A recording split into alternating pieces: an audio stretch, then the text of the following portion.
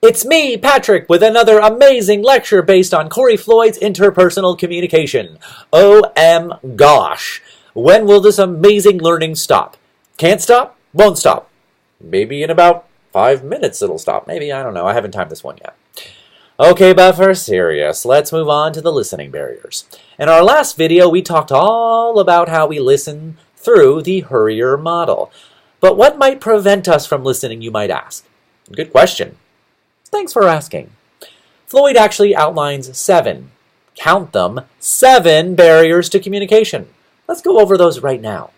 The first is noise. Noise can actually refer to anything that distracts you. It could be actual external noise, such as sounds that prevent you from fully listening, but it could also be internal noise. This is what happens when you have something internal distracting you. It could be that you're tired, or you're hungry, or you're angry, or you're in love.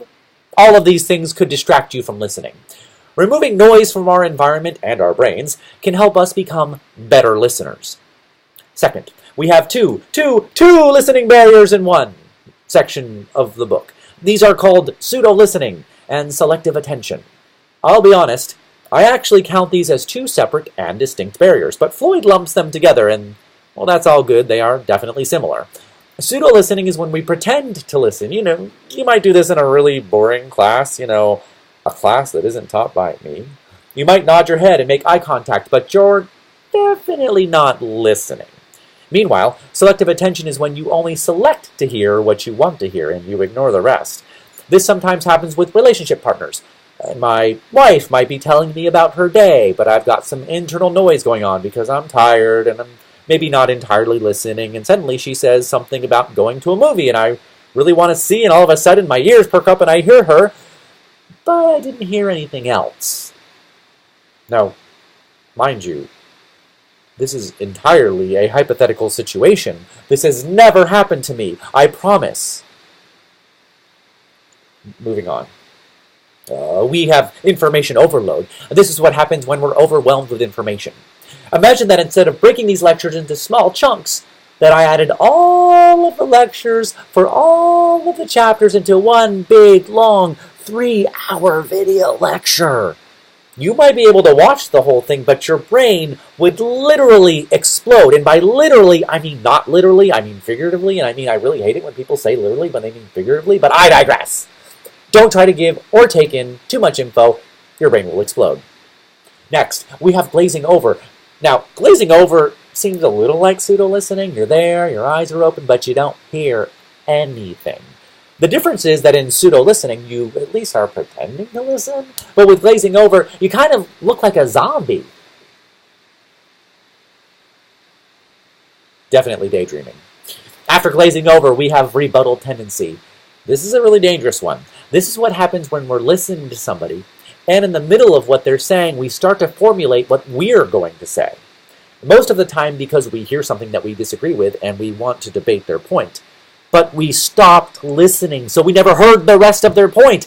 Ugh! Don't do that! Bad! I also find this happens sometimes when somebody says something that we want to respond to, and we start thinking about how to say our response.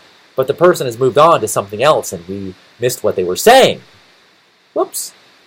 Just listen. Don't think about what you're going to say next.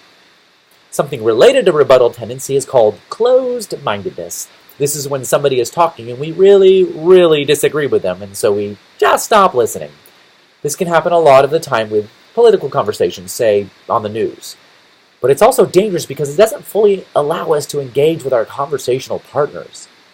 Finally, we have what might be one of the most common of the listening barriers, competitive interrupting. Yeah, this is a tough one. We often want to get a word in, and so we just interrupt somebody. This is a tough behavior to control for some of us, but it's something to definitely be aware of. So, those are the 7 or 8 listening barriers. Noise, pseudo-listening, selective listening, information overload, rebuttal tendency, closed-mindedness, and competitive interrupting. You might have guessed that a lot of the time these barriers will overlap. You might experience noise that also causes you to glaze over, or you might competitively interrupt in order to engage in a rebuttal tendency. It's a lot to deal with, but if you're aware of it, you can get better. Turned out this video was a little longer than 5 minutes. Who knew? I hope you were able to listen all the way to the end. If not, turn those barriers off and go back until we see each other again on this crazy thing called the internet. Have a great day.